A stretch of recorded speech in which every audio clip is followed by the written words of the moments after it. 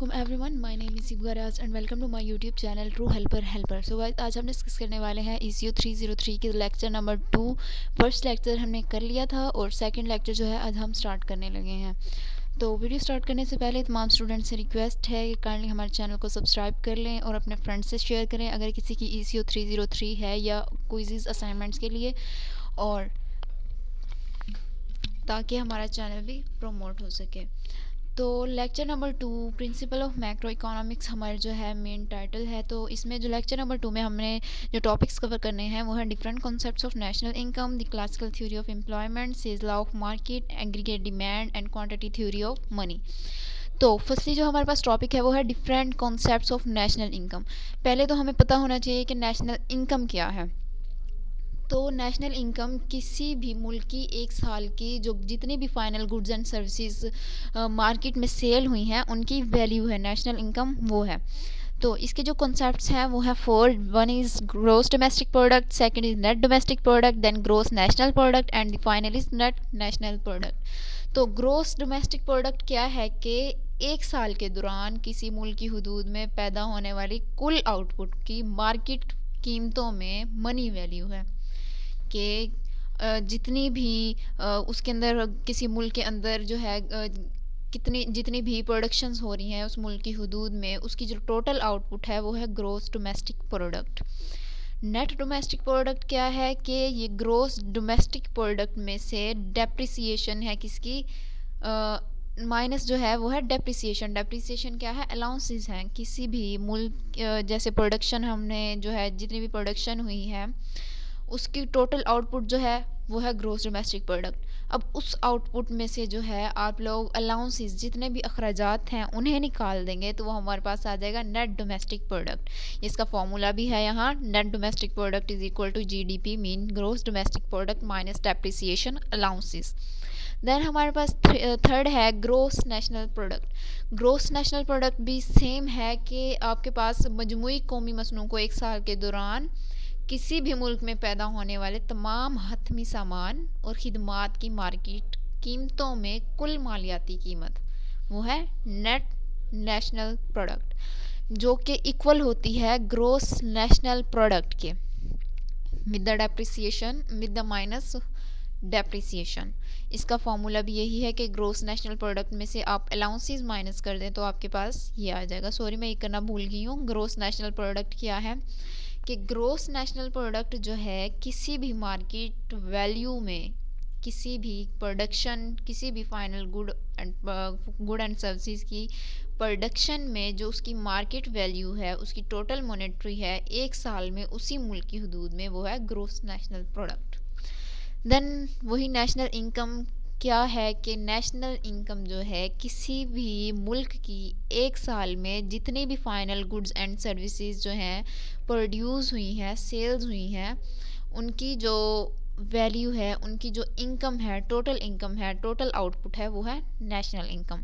Then personal income क्या है कि जो आप किसी भी फर्म में किसी भी मुल्क की किसी भी फर्म में या ऑर्गेनाइजेशन में जब आप काम करते हैं जो आपको इनकम या पे दी जाती है आपको उस काम करने की वो है पर्सनल इनकम। तो पर्सनल इनकम क्या है, personal income is equal to national income minus social security contributions minus corporate income taxes minus undistributed corporates profits plus transfer payments.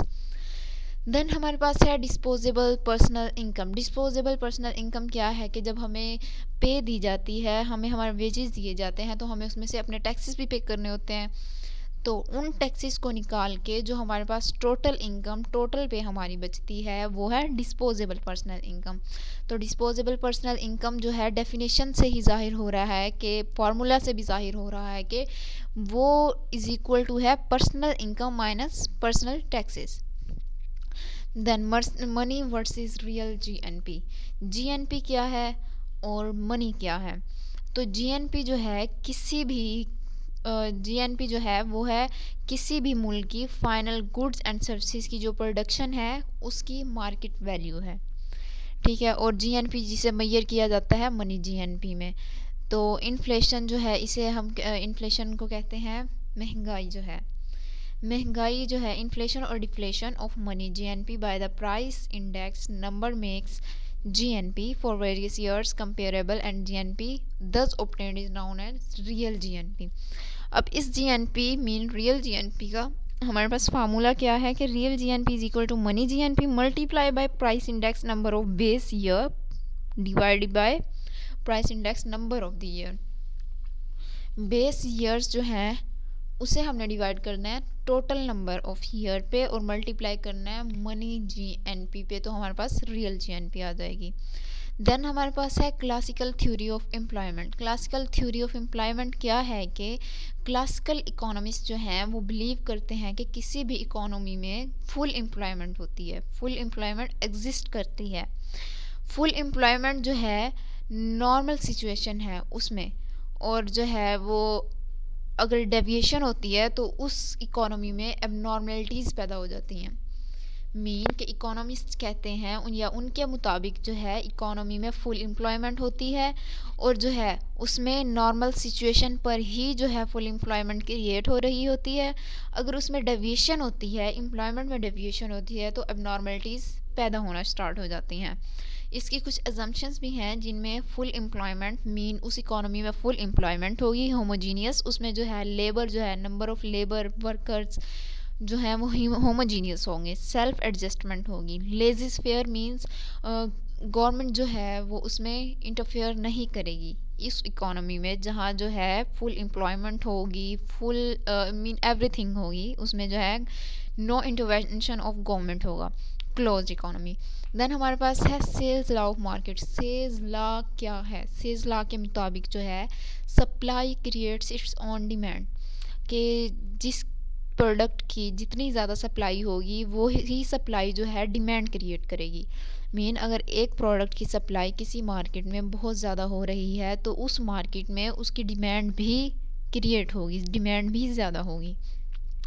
Then है determination of output and employment, के classical theory में output और employment जो है वो production function के ज़रिए ही determine किए जाते हैं, और demand for labour and supply for labour in the economy, के किसी भी जो है इकोनॉमी में या किसी भी कंट्री में जो है output, employment, demand of labour, supply of labour, वो प्रोडक्शन फंक्शन के थ्रू ही डिटरमिन किए जाते हैं. तो अब एक डायग्राम के ज़रिए हम ये बात क्लियर कर लेते हैं कि यहाँ आपको सिंपल सा एक ग्राफ दिख रहा होगा. हमारे पास जो है इसका फंक्शन यहाँ आप देखें प्रोडक्शन फंक्शन जो है वो है Q is equal to F T N. Q क्या है? It is total output, F is a function, K is a capital, T is a technological knowledge, N is a number of labour. तो ये जो है यहाँ है हमारे total outputs. Then there is employment mean number of labours. तो हमारे पास जो है K और T कैपिटल और टेक्नोलॉजिकल नॉलेज ये डायरेक्टली प्रोपोर्शनल है. मीन अगर जो है दोनों जो हैं as an number of labour increase करती हैं. तो एम्प्लॉयमेंट कब होती है किसी भी मुल्क में? एम्प्लॉयमेंट उस वक्त होती है जब हमारे पास टोटल आउटपुट और नंबर ऑफ लेबर्स इक्वल हो जाएं. तो यहाँ टोटल एम्प्लॉयमेंट जो है वो equilibrium as an equilibrium condition है. इस पॉइंट में जो ये सेंटर वाला पॉइंट है यहाँ इक्विलिब्रियम है between employment and output. But जैसे ही आउटपुट इंक्रीज़ करेगी और नंबर ऑफ लेबर्स इंक्रीज़ करेंगे तो लेबर्स की जो है काउंट ज़्यादा होगी एज अ आउटपुट. तो उसकी वजह से हमारे पास जो है अनएम्प्लॉयमेंट होना स्टार्ट हो जाती है. इस पे जो है इक्विलिब्रियम है हमारे पास. एम्प्लॉयमेंट मीन एम्प्लॉयमेंट है इकोनॉमी में, बट जैसे ही जो है आउटपुट ज़्यादा इंक्रीज़ होगी तो नंबर ऑफ़ लेबर उससे ज़्यादा इंक्रीज़ हो जाएंगे, जिसकी वजह से अनएम्प्लॉयमेंट होना स्टार्ट हो जाएगा. देन हमारे पास क्या है कि लेबर मार्केट इक्विलिब्रियम, के लेबर मार्केट में demand for labour and supply of labour is determined by the level of output and employment. हमारे पास जो है डिमांड फॉर लेबर और सप्लाई फॉर लेबर ये भी direct proportional to the wages prices हैं. यहाँ आप ये देखें, ये यहाँ एक ग्राफ है सिंपल सा. इस ग्राफ में सब कुछ शो किया गया है. यहाँ जो है हम वेजेस ओवर प्राइसेस ले रहे हैं और नीचे जो है नंबर ऑफ लेबर्स हैं हमारे पास. अब जैसे ही हमारे पास जो है wages, real wages, wages over prices जो है इन्हें रियल वेजिस भी कहा जाता है, जैसे ही रियल वेजिस इंक्रीज़ होना स्टार्ट होंगे एम्प्लॉयमेंट भी होना स्टार्ट हो जाएगी। लेकिन जो हमारे पास डिमांड ऑफ लेबर है वो डिक्रीज़ होना स्टार्ट हो जाएगी। ठीक है, डिमांड ऑफ लेबर जो है डिक्रीज स्टार्ट होना हो जाएगी और जो है सप्लाई ऑफ लेबर इंक्रीज हो जाएगी। अब at an equilibrium point both demand of labor and supply of labor are equal. This is the equilibrium point. Mean real wage W over P naught and N जो है हमारे पास equilibrium point है। But इससे ऊपर जैसे ही start होना शुरू हो जाएगी तो हमारे पास जो है सप्लाई ऑफ लेबर ज़्यादा होगी बट डिमांड ऑफ लेबर कम होगी, जिसकी वजह से अनएम्प्लॉयमेंट होना स्टार्ट हो जाएगी। आप यहाँ से देख सकते हैं कि सप्लाई ऑफ लेबर ज़्यादा हो रही है बट जो है हमारे पास डिमांड ऑफ लेबर कम हो रही है, तो यहाँ अनएम्प्लॉयमेंट क्रिएट हो जाएगी। लेकिन वो जब जो है डिमांड ऑफ लेबर कम हो जाएगी और सप्लाई ऑफ लेबर भी कम हो जाएगी तो यहाँ जो है हमारे पास एम्प्लॉयमेंट क्रिएट होगा। देन हमारे पास है wage function, wage price flexibility. यहाँ आप देख सकते हैं कि क्लासिकल इकोनॉमिस्ट जो हैं वो बिलीव करते थे that there was always full employment in the economy. In case of unemployment general cut in money wages would take the economy to be full employment level. The argument is based on assumptions that there is a direct proportional relation between money wages and real wages. हमारे पास एक equation है n is equal to Q Y over W. n क्या है, इसमें number of workers हैं, q क्या है, fraction of income earned as wages हैं, और y क्या है, नेशनल इनकम है, और वेजेस क्या है, और w क्या है, मनी वेज रेट है। इसमें जो है q जो है वो है direct proportional to money wage rate, या money wage rate is direct proportional to national income and fraction of income earned as wages. इसमें भी हमारे पास एक ग्राफ शो किया गया है। इस ग्राफ से जो है ये अच्छा एक्सप्लेन हो जाएगा जो हमारे पास इक्वेशन है। तो आप यहाँ देखें, एक साइड पे हमारे पास जो है मनी वेज रेट है, मनी वेजेस हैं, तो और जो है उसके बाद जो है हमारे पास हैं नंबर ऑफ वर्कर्स। अब जैसे ही वेज रेट जो है इंक्रीज़ होना स्टार्ट हो जाएगा, वो sorry number of labours increase होना स्टार्ट हो जाएंगे और वेजेस हमारे पास डिक्रीज़ होना स्टार्ट हो जाएंगे, तो हमारे पास अनएम्प्लॉयमेंट क्रिएट होगी।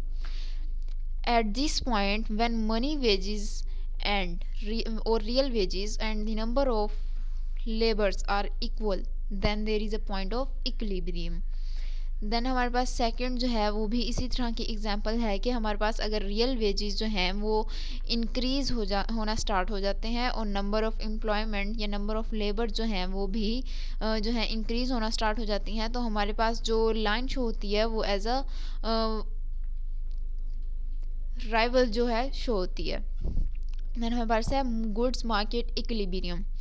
तो good market is in equilibrium when saving is equal to investment, कि किसी भी मुल्क की जो है इकोनॉमी में गुड मार्केट उस वक्त इक्विलिब्रियम में होती है जब saving is equal to investment होती हैं, कि इन्वेस्टमेंट और सेविंग इक्वल हो।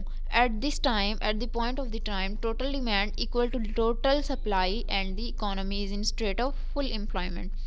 ये आपको यहाँ से भी नज़र आ रहा होगा कि S is equal to function over R. Mean R क्या है, हमारे पास इंटरेस्ट रेट है, और इन्वेस्टमेंट भी फंक्शन इंटरेस्ट रेट हो तो हमारे पास सेविंग एंड इन्वेस्टमेंट इक्वल हो जाते हैं। सेविंग और इन्वेस्टमेंट इक्विलिब्रियम इस पॉइंट में हो रहे हैं, आप यहाँ देख सकते हैं ग्राफ। ये आप खुद कोशिश कीजिएगा ग्राफ की समझने की, मैंने ऊपर आप लोगों को समझा दिया, सेम टू सेम वैसा ही है। देन हमारे पास क्या है, मनी मार्केट इक्विलिब्रियम, कि किसी भी मनी मार्केट में मनी इक्विलिब्रियम कब होता है। Money market equilibrium is a classical theory based on quantity theory of money which states that general price level P in the economy depends on the supply of money, कि किसी भी economy में जो general price level है वो depends करता है उस सोसाइटी की, उस इकोनॉमी की सप्लाई ऑफ मनी पे। The equation is mv is equal to pt, where m is equal to money of supply of money, v is the velocity of circulation of m money, and T is equal to price level and T is equal to volume of transaction और total output. ये देखिए हमारे पास जो है supply of money जो है ये डिक्रीज हो रही है, वेलोसिटी ऑफ सर्कुलेशन में भी, और जो है ये जो है मनी, सप्लाई ऑफ मनी ये डिक्रीज हो रही हैं, तो जिसकी वजह से हमारे पास प्राइस लेवल जो है वो भी डिक्रीज हो, टोटल आउटपुट जो है वो डिक्रीज होना स्टार्ट हो रही है eight the point of velocity of circulation of supply of money. हमारा जो है सेकंड लेक्चर ख़त्म हो चुका है। आई थिंक कि आप लोगों को ये अच्छे से समझ में आ गया होगा। अगर फिर भी नहीं आता तो काइंडली आप मुझसे कांटेक्ट कर सकते हैं एट माई जीमेल।